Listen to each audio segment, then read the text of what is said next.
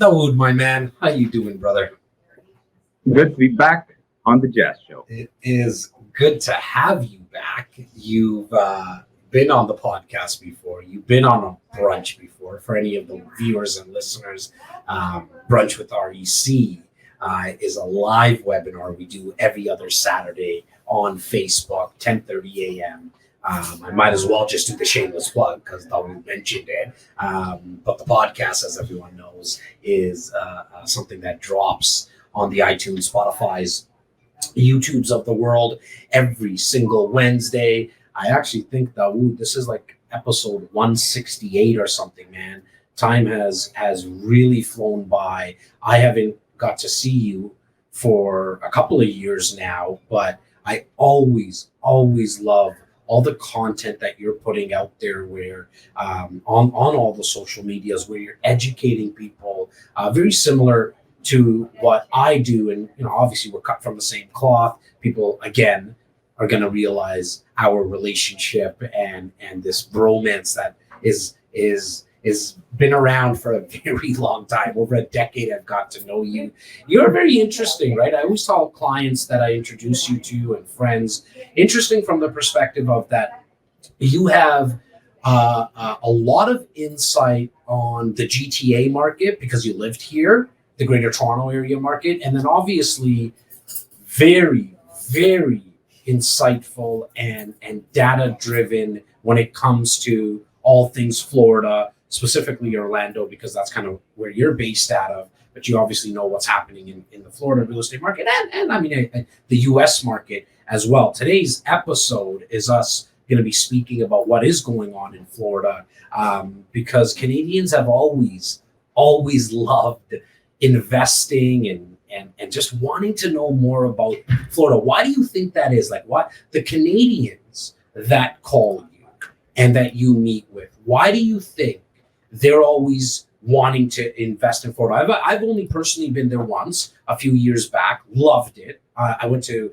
Fort Lauderdale. That's kind of where I spent majority of my time. Took a spin into Miami for a bit after I put the kids to sleep, and never really got out further than that. But why is it so many Canadians are always wanting to invest into Florida? Like from your perspective, brother? I think it's quite simple, actually, if you think about it. Every Canadian has this dream of never living another winter in Canada. And everybody says that to me every time they find out that I left from Canada to come to Florida. And they're like, this is going to be the last winter I'm going to stay with you. I said, okay, that's great. I'm waiting for you. Just give me a call. Come on down and we'll take care of you. But I think it comes down to the basics, the fundamentals. We have great weather all year round over here. Sure, it can get hot in the summer months, but no hotter than it does with all the humidity if you're walking around in downtown Toronto. We have the beaches, some of the best attractions. I think you're a bad parent if you don't take your kids to Disney World. I take this quite often. I really do. By the way, Jazz, you're on that list. So I am on that list. Thanks for calling me up, bro. I keep bothering you about it because I'm trying to make sure that your kids will remember you in the best light after you take them to Disney World. SeaWorld, Universal, just to name a few. Obviously, some of the most legendary and the most famous beaches, whether you're talking about Siesta Key, which is often ranked as the #1 beach in the country, Daytona, Cocoa Beach, just to name a few, St. Pete, Clearwater, and great places to visit. And of course, for most Canadians, it's the shortest distance to actually get to warm weather, a country that has very similar rules and regulations, be it comparing Canada to the U.S., and it's a short flight, 2 hours and 40 minutes. I mean, you can't get from Toronto to London, Ontario in 2 hours and 40 minutes most of the time, let alone fly over to another country. So those are some of the reasons that I can easily identify without getting into the heavy nitty gritty when it comes to actual property, which I'll be more than happy to get into. Yeah, no, we're definitely going to talk about that. Look, I think right now, at the time of this recording, call it mid-2021, average price point in the Greater Toronto Area, and for our friends in Florida and in the States, that's essentially a 50-mile radius / 75-kilometer radius. In that radius, we have approximately 6.6 million people. maybe a little bit over now. And the average price point of a home right now is north of $1.1 million. Okay. What's the numbers in Florida as of this recording, brother? Like, what do we see kind of average price points, and then talk to my listeners and viewers about what do I get for that? Comparing apples to apples, for $1.1 million, I can easily buy 2 to 3 properties for you in that amount of money. So if you're an investor and you're looking for cash flow, you'll definitely get more cash flow from multiple streams of income rather than one. And for $1.1 million, you can buy the equivalent of a mini mansion as compared to just a regular house or home in the Greater Toronto area for that price. Now, Dawood, I mean, as investors that my guys and gals, majority of them are, who listen and watch this, they're not going to probably want to invest into a purchase price of 1.1 of $1 million there, because we're not going to see the cash flow. So let's go into, you said approximately 3 properties. So let's just call it $350,000. No, it's actually the median average in the Orlando market is actually about $295. Okay, so right around $300,000, below $300,000. Okay, what do I get? A single family home, 3 bedrooms, in a decent neighborhood. It could be and who am I going to rent that? Who am I going to rent that out to? Well, here's the beautiful thing about understanding the Florida market, specifically the Orlando market. The Orlando market is predominantly a transient market. More than 60% of the population, I'm going to say that again, 60% of the population rent. Why? Because I'll give you a really interesting statistic. In 2019, we had over 78 million visitors come to visit the Orlando market for attractions. We have the second largest convention center. We are also a hub for a lot of IT, aerospace, tech companies, defense companies as well too. So there's a constant flow of people coming in and coming out.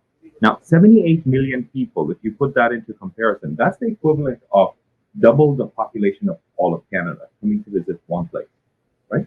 So obviously when people come here, a lot of the people go, wow, this place is beautiful. It's very affordable. Our taxes are really low. As a matter of fact, we as American people living in Orlando or in Florida on the whole, have no state income tax. That's the equivalent of no provincial income tax. So we get charged federal income tax, but we don't pay it on a provincial level or a statewide level. And the reason for that was it was always one of the initiatives Florida did to attract wealth from different states. And guess what happened during the pandemic? They nailed it perfectly.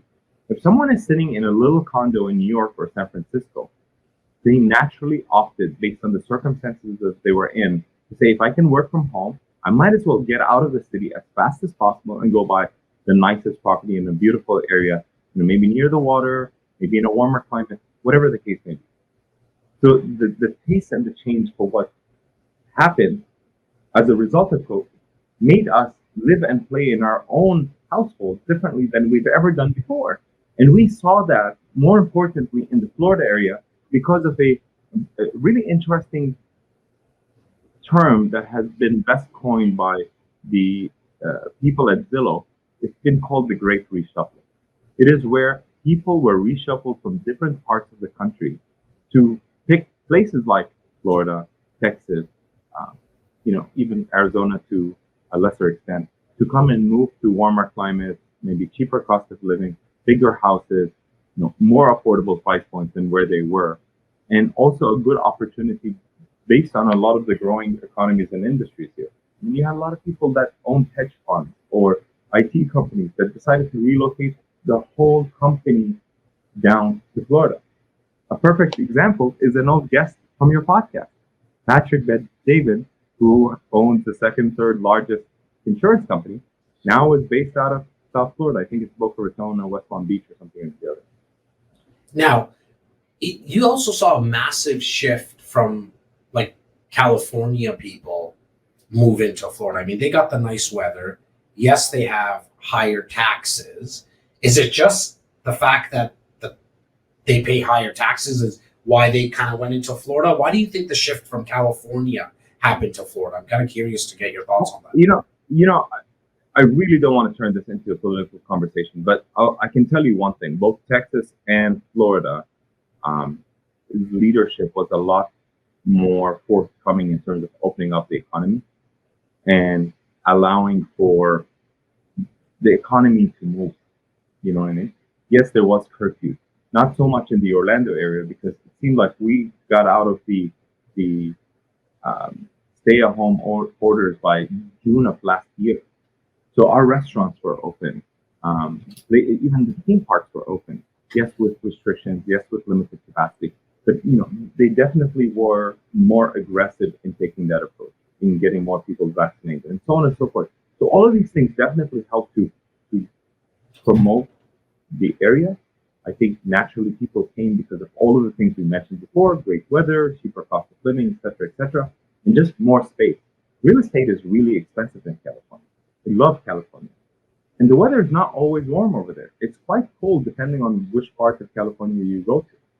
So you definitely still have to wear a jacket a lot of the time. So nothing to knock against our California friends. I love California myself, but Florida's home. And there's a reason why people come here in droves. We're almost hitting 22 million people in our state of Florida.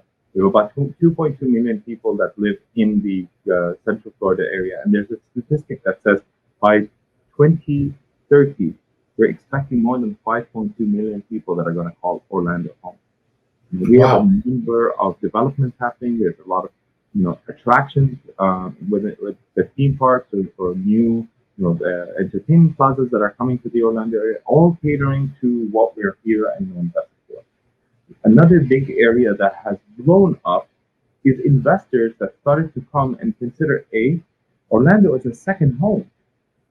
Why? Because they said, okay, if I can come and live here during this period of time and buy a very affordable 4 to 12, 13 bedroom house with a swimming pool, and then when I'm not using it, use it as an Airbnb or a short-term vacation rental, because there will always be a continuous flux or a need for short-term visitors wanting to rent these properties, more so than probably anywhere else in the country. As a matter of fact, vacation rentals were legally allowed to operate as of, call it June, July 2020. As of January going into March, vacation rental properties were renting at occupancy levels of over 86%, with some homes being rented up to 90 to 99%. So I have people calling me from Canada during, let's call it spring break, going into Canada Day, 4th of July, saying, I want to come to Orlando. There's only one problem. There aren't any vacation rentals that I can actually rent. The occupancy levels at 4th of July weekend, Independence Day, was touching 100%. Hotels were sold out for the first time at 100%. Okay, hang on 1 second, though. 1 second. When you say that, I just kind of want to get a mental picture of it for myself, but obviously for everybody who's watching and listening. Those people that are renting, are you saying that they're majority Canadians at that time, or people outside of Florida and the States? Are these all Americans? Who has the opportunity to drive in a vehicle from a neighboring state, jump on a plane from anywhere in the country. Remember, people have been stuck in their homes just like Canadians have for the last year and a half. Not every state has been opened as widely as we have down in Florida. So yes, a lot of the Canadians who have been vaccinated or just got fed up decided to jump on a plane, and they weren't coming down for a week. They were staying here for a month and a half. And they said, you know what? We'll just wait till Canada opens up. And if we can work from home, might as well bring the kids over here. We have a pool in the back. They can enjoy the weather. We can cook at home. We can go to the theme park. We can just get out without having to wear a mask. And that's, I think, part of the biggest attraction here. The weather, the attractions, taking the kids to Disney. I mean, a lot of the theme parks have shut their doors by 12, 1 o'clock because they hit capacity levels.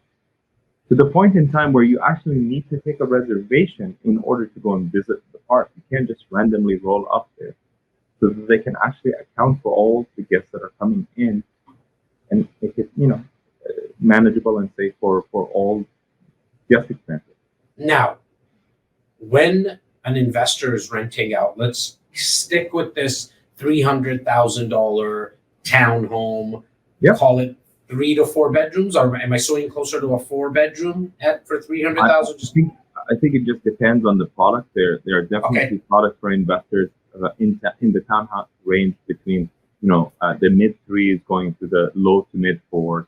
Okay. And definitely in the segment of short-term rentals, so you can definitely use it as well as rent it out and take advantage of the situation where you can double dip here. Okay, now I definitely want to dive into the short-term rentals, but just before we do that, is there still a space to take that 4-bedroom townhome and rent it out to a family that rents it out for like a 1-year lease? Like here, obviously in the GTA, Absolutely. A lot of the rentals that I help my clients with are condos and homes, and they're more swayed towards 1-year lease agreements and then tenants that stay, because I'm thinking about the 60% of people that are tenants in Florida, which for me as an investor is awesome. And I actually think long term, if you look at the major cities in the world, Manhattan, Toronto, Hong Kong, London, Paris, Shanghai, in those places, you have a lot more renters than you do owners, because just the price of ownership is too high. It's not affordable, which I get that pisses people off. However, it's just the way that it is. If you're living close to a downtown core, you are generally not owning those properties, you're actually renting. So back to my question, there is a place still, because some people don't want to deal with the short-term rentals. And again, we're going to talk about that in a minute, and the profits and so on and so forth that you can see and the cash flow. But if I'm just an investor that wants to rent it out to a family, that's available and that's very common? Yes and yes. Okay. Remember what I said as a statistic, 60% of the population in Orlando rent, right? The only issue is that we have a shortage of homes in our market. So, we are definitely still seeing multiple offers. We're seeing, price and appreciation increases at exorbitant numbers, especially over the last year, just because, people were scared to list their homes. Lumber prices went up. People didn't want people coming into their houses to see it during COVID. There's several factors that attributed to this. We also talked about the great reshuffle with tons of people coming in as far as California, definitely coming down from the Northeast, Chicago, coming to purchase lots of properties down here in the Florida area. So all of these reasons have attributed to the home prices increase, along with a overwhelming demand and a shortage supply. Now, keep in mind, not all areas in the Orlando area are also zoned for short-term rental. So yes, there's definitely a big segment for that as well too. Now, the only difference is we all know as real estate professionals, or at least people that help others get into this business and educate them, you only make money in real estate when you buy, not sell. And better the buy, the more profitable you're going to be, A, when you sell the property, B, when you also rent the property over the course of time. Now, the interesting thing with Canadians is I've seen it happen over 10 years ago, and I'm seeing it happen in a varying extent now differently, which is, Canadians have another secret weapon in their artillery when they're buying properties in Florida. So they're buying properties obviously at much better values than they are in Canada. They're buying properties with much better cash flow opportunities than they are in Canada. They're definitely getting the appreciation, maybe not as aggressively as you can if you compare apples to apples between Orlando and Toronto, but the price points are a lot cheaper. So their exposure for the investment is a lot less. And the other secret factor that you're getting in here is foreign exchange. Today, the Canadian dollar is a lot stronger than the US dollar was. So you definitely can take advantage of another 10, 15, maybe even 20% differential than what you would have been able to purchase that same property a few months ago. So when it comes time to sell that property, you're almost selling this property with greater appreciation, cash flow, and on another factor, which is exchange rate on steroids. Now, you mentioned a couple of things that I definitely want to go back to because I want to get into those stats, which is you spoke about the high demand, low supply. We're experiencing that at the highest level here in the Greater Toronto Area. Months of inventory is always the indicator that I like to look at because it right away tells me what type of market I'm in. What's your months of inventory right now in Orlando? Not months, sir. Weeks. We're looking Weeks. at 2.5 weeks of inventory. Sorry, say that again because I think I might have cut you off. 2.5 weeks worth of inventory. Okay, so just so everybody who's listening, again, if you've ever missed it, when you're at 0 to 3 months of inventory, we call that a seller's market. 3.5 to about 5.5 months of inventory is a balanced market. 5.5, 6 months and above is a buyer's market. When Dawood's talking about 2.5 weeks, I mean, that's a very, very strong seller's market, obviously. And the way that you determine months of inventory or an Orlando situation scenario, it's weeks of inventory is by if no new properties hit the MLS and hit the market, how long would it take for all the current properties to actually sell out? And so when I hear 2.5 weeks, I mean, about a month ago here in the GTA, we hit about 3 weeks. And that's scary, right? Like it's scary because you know what's going to happen to value. Simple supply and demand. Too many people wanting properties, not enough properties listed, which will always drive up the market, and you'll see higher appreciation rates. What are we seeing on average? Like if I compare June 2020 to 2021, what was the average increase that people were seeing on prices? So basically, let's just kind of look at it this way. You know, you went from, let's call it 3,000-4,000 homes in inventory down to about 2,600, 2,700, somewhere around there, right? So that was the first indicator. Number two, appreciation year to year was over 16.1%. You know, in many cases, 18%, right? Now, the good news is this. I don't want anybody to listen to this podcast and, you know, call me a fearmonger here. Because really what I want you to look at is the stats on a regular basis.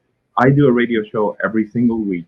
And the interesting thing about that is, yes, at times it can be a bit data driven, but at least it's relevant to what's actually happening in the market right now. If lumber prices have taken a plunge of about 65% from the top of the market from where they were, making it a little bit more affordable. But at the same time, there's a shortage of over 6 million homes throughout the United States to meet the demand that they currently have right now. So that lag hasn't happened as a result of 1 year ago, 2 years ago, pre-COVID. No, this has been going on since the last crash, 2010. They just haven't caught up to the demand that we have yet. And it's ironic because one of the growing segments is this renters emerging market that we have right now. So I always tell people, yes, it may be difficult for you to go out and buy a second home, but don't overlook a rental investment here because rent prices are going up. And these are great indicators. When a company like BlackRock goes out and buys the third largest home renting company, Home Partners of America, for I can't even remember how much money at this point in time. They have an inventory, I think, somewhere between 27,000 and anyways, a great number of homes throughout the United States. Most of the homes happen to be in places in South Florida, in Texas, in other markets like that in the South where you have, you know, a lot of people wanting to come and live and work here. There's a lot of other hedge funds that are going out and buying subdivisions outright in $20,000, $30,000 over market just so that they can lock it up. Another growing segment is a lot of people going out and buying what they call garden style condominiums. So basically 2-3 story condo buildings with, you know, outdoor corridors and probably sitting on about 20-30 acres. So they'll put out 20-30 buildings, whatever the case may be. You know, you multiply that by maybe 15-16 condos in every building. So a ton of condos coming up where one owner is renting it all out and the company is just basically looking to get the steady cash flow, which in turn they end up selling this outright to, you know, a fund that is looking for an annuity essentially. Well, yeah, and I think it's very important that you mentioned that, right? And there's someone who's listening, I'm sure, and saying, well, why would somebody pay 5% above market value or 6% or 2%, whatever it is? Why would they pay above market value? These large funds, large corporations, and the reason is because they feel like it's a safe haven to put their money into. What Dawood talked about, an annuity, they know that over the long period of time, Right. the values are going to appreciate as long as they're owning these properties in places where they know that they can consistently rent it out. They're going to be building out that equity. That's why you hear myself, Dawood, my partner, my team speak about and yell from the rooftops that real estate needs to be looked at in a 10-year, 15-year window, Right. done properly, in our opinion. And there's somebody also who's watching or listening and saying, dude, I just want to buy homes and flip homes. Nothing wrong with that. Just from our perspective, you're not trying to then guess what's happening in the market. You're not really trying to time it as much as thinking, okay, how much time am I actually going to put into the market? When you start to look at 10 to 15-year windows, it's what these big corporations, these big funds, the teachers' pension plan here in Canada, the reason they like to hold on to properties and even buy them a couple of percent, 5% above market value, because they know they're making 20, 25%, 30%, and if not higher sometimes, year-over-year returns when they calculate the cash flow, the principal pay down, as well as the passive appreciation. So I thought it was very important that you mentioned that. You say this all the time, right? And this is what I love your tidbits that you share. Real estate goes up or down, but always trends upward over time, right? So if we're talking about trends, where do you want to be? You want to be ahead of the trend or behind the 8 ball? Well, 100%, right? And the other analogy that I use there, I mean, obviously being here in Toronto and Canada, I like to throw in my hockey analogies. I think Wayne Gretzky said it best, that he was one of the best hockey players once he started to have that mindset of going where the puck was going, where the puck was going. You know what I mean? And in real estate, it's the same thing. Where is there going to be massive population growth as well as amenities? Amenities to me mean I had a couple more things. Yeah. Yeah, right. You always say this. One of the most beautiful things about why you should invest in the Toronto market is because every single year you have 120,000 people immigrating to the GTA. We're going to start to see even more than that now. Yeah. Okay. So great. So that's a great indicator. There's always people coming here. There's always people wanting to get away from some neighboring state and wanting to come and work in a warmer climate. Maybe they have a dream to work at Disney or Universal or whatever the case may be. Even if it's not in hospitality, they want to experience Florida living for a couple of years. They're not necessarily buying here. And one thing that's for certain that we haven't spoken about is an affordability issue, probably just like you have in Toronto, as you do over here for an entry level, participant in the real estate market to take advantage of an entry level property, which becomes really difficult. I was reading a statistic that said only 7% out of all the counties in the United States can someone who makes minimum wage afford a 2-bedroom apartment. Only 7%. So when you look at that, and I'm not saying minimum wage or anything for that matter, but if you look at the opportunity that you can get in terms of being an investor and taking advantage of rentals, obviously, if you can purchase a property for a fraction of the price, you're automatically getting a cheaper property, getting great cash flow. You're making the money in US dollars. There are some finance programs available for Canadian investors, but of course, for the smaller condos, basically you would essentially be looking to purchase these properties outright cash, because in many cases there aren't financing available for properties around the $150,000 dollar mark.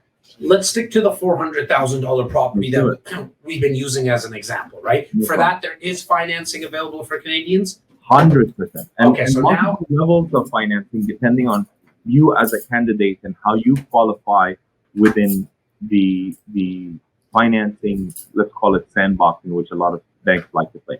So for example, This is what I really want you to take your time here, because I think most people, what I hear anyways, is I would love to invest in the States. I would love to specifically invest into Florida, but I can't get financing. I can't go buy. I don't have $400,000 sitting in my bank account. And I also, as an advisor to my clients, I would say, yeah, I don't think that's the best way to do it, even if you had $400,000. Let's use the power of leveraging, and let's not put it all in one property by paying cash. Let's use other people's money. Now, 10 years ago, and I do apologize because you were, slapping me across the face saying, bro, buy these properties right now. They're at 99,000, 112,000. And I didn't. I made the mistake back then. This time around, you showed me some stuff, and I jumped in. I threw my hat over the fence. I actually also back then, a big concern was that financing wasn't readily available for Canadians. So now walk us through what happens as a Canadian investor wanting to get financing. So Canadian investors or Canadian purchasers, depending on what type of product you're looking to buy, whether it's a lifestyle property, whether it's a retirement home, whether it's a 55 plus, it doesn't matter. Canadians are amongst the most favored foreign nationals than any other country in the world. Why? We have similar banks. So even though you can get financing at a TD USA, it's not the same as TD Canada Trust. Sister companies, but they operate differently. The good news is they're able to pull your Canadian credit and help you get a loan. Same thing with RBC USA as another example. Okay, they're a little bit limited in terms of the products that they offer and who they can lend to. And I'll explain to you what I mean by that. Fortunately, you've educated a lot of the insiders in your group, or people who have become investors with you, for those who don't know what an REC insider is. And the best part about it is you've taught them to attain multiple properties. You've taught them how leverage works. And unfortunately, a lot of those types of people, just like in Toronto as well too, may not qualify for traditional financing as you would if you were, let's say, a salaried employee going for one property outside of your current primary residence. So we do have other programs for people who are, for example, self-employed, are not showing enough income, or maybe even have multiple properties where they're using the rental income as a way or a source to fund this project. So from that perspective, yes, there's definitely a lot of options here. I think a lot of Canadians, unfortunately, which has been a really great practice that we've, inherited or created as a result of doing this for, call it, 14 years now, is they don't believe that they can actually purchase a property down in Florida. They didn't even know that it's possible. Where the truth of the matter is, it's the opposite. If you look at, let's say over the course of the last 10 years, there's a report that comes out from the National Association of Realtors that shows where foreign investors are coming from. Canadians have usually hit the top of that list year after year after year, many times even being neck and neck with Chinese investors coming all the way from China. So they are definitely amongst the most favored investors. There's definitely financing available for them. And as financing started to become more readily available, the taste for what a Canadian would want to buy, whereas it was a long-term entry-level rental property, 1, 2, or 3 bedroom, now became more of a lifestyle property, maybe a condo near the beach, maybe a vacation rental, sometimes even upwards of 9 to 14 bedrooms. Why? Because a lot of those vacation properties, the more heads that you can accommodate more beds that you have in your house, the more heads you can accommodate, and of course, ask more money on a nightly basis. Well, I mean, we're going to jump right into the short-term rental aspect of this, because I actually did invest into a 5-bedroom townhome. And the biggest reason why, other than your beautiful face and voice, Dawood, was the fact that I could get the financing. Now, like those other investors, I actually have too many properties where the regular banks, the green one and the blue one that you spoke about, they weren't going to finance me. So I had to go to one of your independent mortgage brokers. I'm paying an interest rate of about 5%. Now, some might say, that's crazy. But here's the nice thing. Calculating that, using the 5%, I'm still seeing a little over $750 a month. Well, I will be seeing once it gets built and once we start renting it out, a little over like $700 a month of positive cash flow. That's after all my expenses, all the costs, and I love the fact that it's fully turnkey. I'm not worrying about it. I'm 3.5 hours away. People know even if I was 3.5 minutes away, I wouldn't be able to manage it. A, I don't have the time. Two, I suck with a hammer. Like, I'm not going to be able to fix any of these things. Now, there's somebody in talking specifically about short-term rentals, Dawood. What is available to people outside of Florida in terms of management companies? How does somebody actually get it rented out? Tenant doesn't pay. Talking specifically about short-term rentals, because that's something, there's a lot of turnover there, right? And that people like to see the numbers, because obviously you're going to be making more. You're going to be renting it out on a nightly basis, sometimes a weekly basis. But what scares some people is like, oh my God, Nikki's going to leave 1 week, and then Laura comes in the other week, and then Tyler comes in the week after that. Who the heck's going to fix everything that goes wrong? So how does that whole aspect of this investment work, like when investing from outside of Florida? So it's interesting that you said that, but I think you nailed the mindset of the investor in Toronto. And I find that, or in Canada, I find that our education really kind of creates a shift here in the perspective. So let's go back. When investors used to purchase right after 2008, when the market crashed, they were only able to buy long-term rental properties. And their biggest concern is, what happens if the toilet doesn't work, or the fan doesn't work, or the light bulb goes out? I'm not flying from Toronto. So what we ended up doing was we created a one-stop shop. So management, banking, taxes, the whole 9 yards.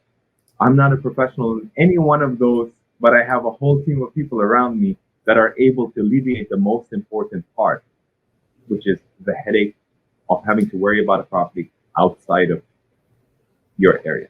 A lot of people tend to invest in their areas because they can drive by that condo building and tell their friends, I own in this one, or I have one here. But who cares? If you're looking at cash flow, and if you're letting the money work for you, the shift then happened where the Canadians go, well, I love the fact that I have this long-term rental. It's generating, 6 to 10% return on investment for me over here. Maybe I'd like to buy something that I could also use myself. Unfortunately, in that category, you couldn't do that. Now, as more and more visitors started to come, we had a boom in vacation rental properties in the Orlando market, call it since 2008, 10. And multiple properties from, condos, townhouses to, single family homes from 4 bedrooms all the way up to 14 bedrooms, right? And the biggest concern every single investor has is property management. And the property management's goal or role is essentially to divide their responsibilities for you as the owner in 2 different ways. On the one hand, they're managing the property just like you would a hotel room, clean it, make sure it's ready to go for the next guest, make sure all of your, toiletries, all that kind of stuff is there, pillows, towels, everything's folded, washed, getting ready for you.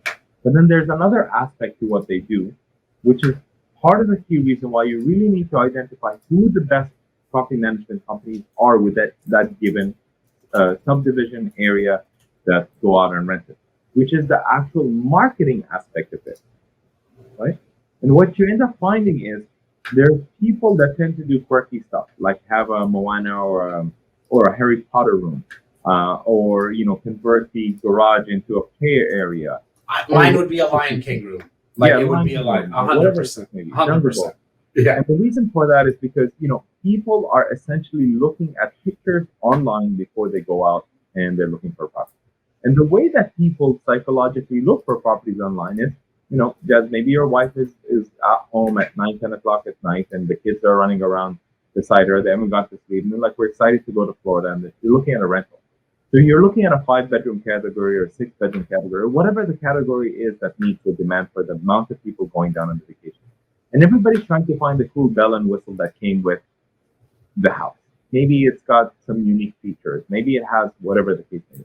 That's what is driving people to that. Now, the advantage with a lot of newer projects is they have nicer clubhouses, maybe a $20 million clubhouse with like a wave pool or a water park or whatever the case may be.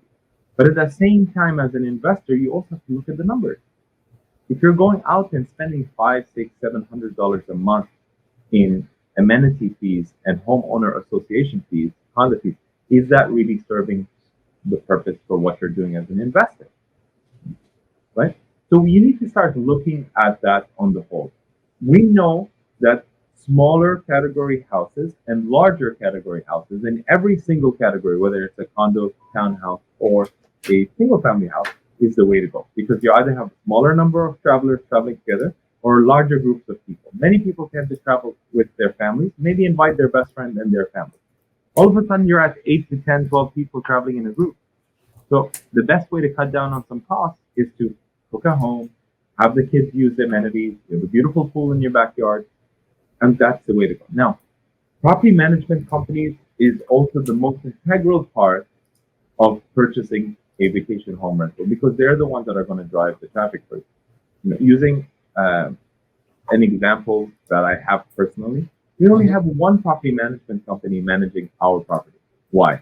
Because they are managing the whole community as a resort, and they're ensuring that the property management company is putting the most amount of marketing dollars to attract the most amount of guests and visitors to come to the resort as a whole versus Jazz's one unit that he purchased.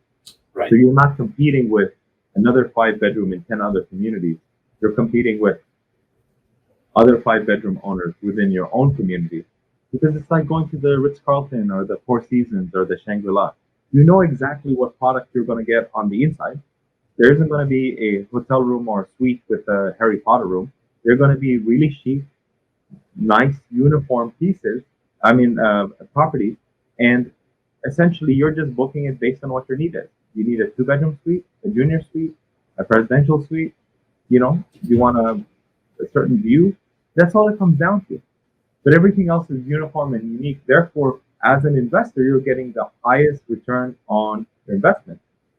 And in some of our cases, we're talking about, plus 10, 15, 20% cash on cash for your ROI here. So, said, Well, I love that you kind of put a bow on that, and to say you're probably in and around that 20% year over year return, using what the passive appreciation is going to be, as well as, again, the principal pay down and the cash flow. I want you to leave my viewers and listeners today, Dawood, with your, that 1 or 2 thoughts, tips that a Canadian investor should be considering when investing into Florida. So as a Canadian investor investing into Florida, I think, one, you're achieving a lot of the common investor dreams that you have of wanting to buy a property outside of Canada.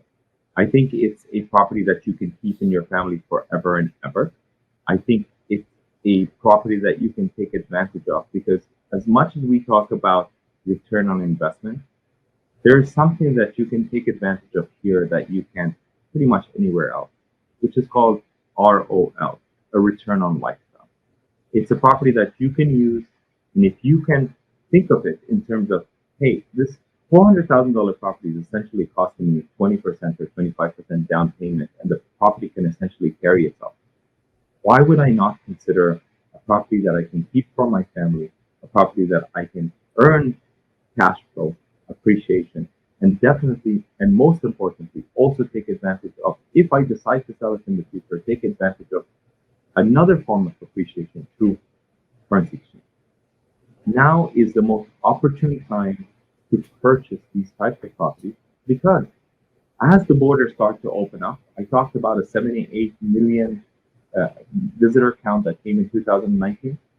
I would not be surprised if the number of visitors coming in towards the end of the year, going into 2022, will be in the mid 80s.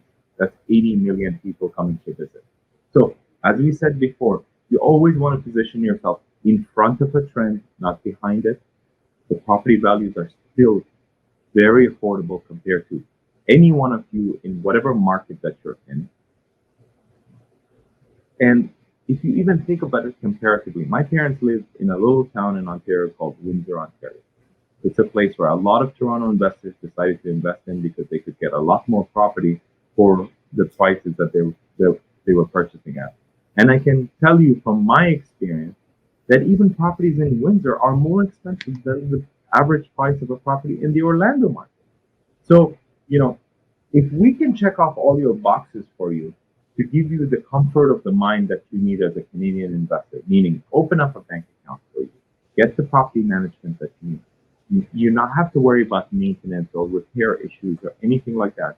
Coupled with get a tax accountant for you, get you an ITIN number, which is an individual tax identification number.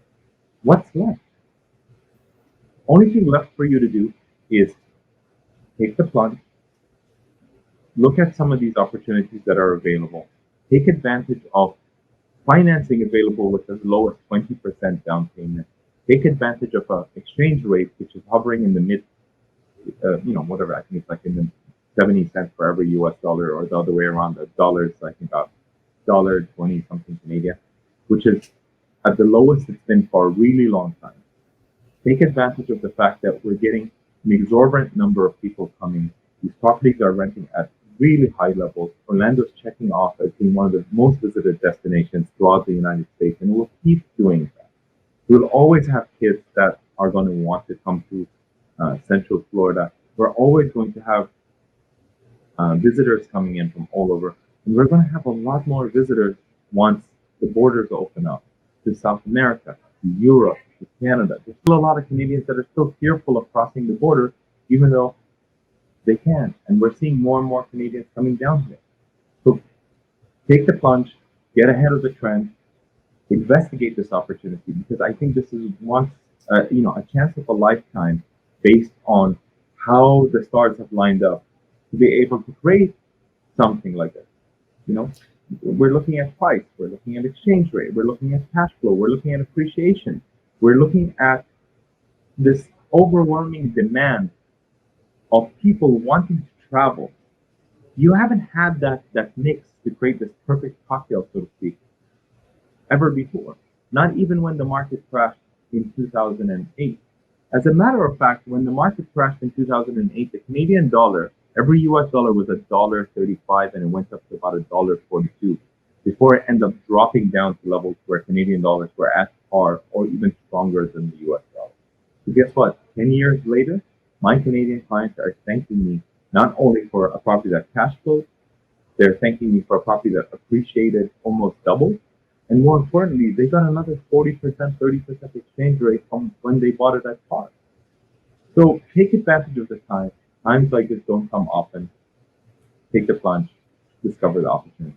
For me, it all came down to the fact that it was fully turnkey. That was the biggest reason that I took the plunge. Or there's a massive sign above my head right now that says "Ready, Fire, Aim." It's what made me pull the trigger. It's nice that yourself and your team kind of figure out all the logistics that need to be taken care of, because agreements are written slightly different than they are here in Canada. But it was nice that you put all the team together, the legal team, the financing team, all of that aspect of the deal was it was a turnkey process, but the investment in itself was a turnkey investment, because I don't need to worry about renting the property out and fixing. So for me, that was the biggest thing, alongside the fact that I can now finally do this with 20% down.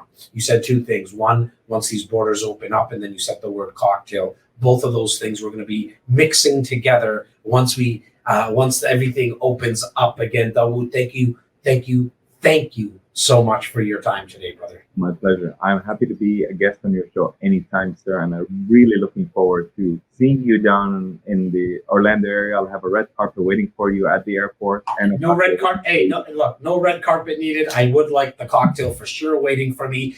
Before I let you go, what is the name of your radio show, brother? Real Sense Now.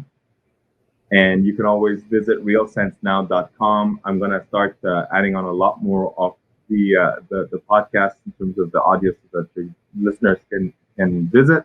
But you should definitely watch out for the one that Jess did with me. It was a killer show. I really enjoyed that one. Can't wait to have you back on the show. I love you, brother. Take care. Bye.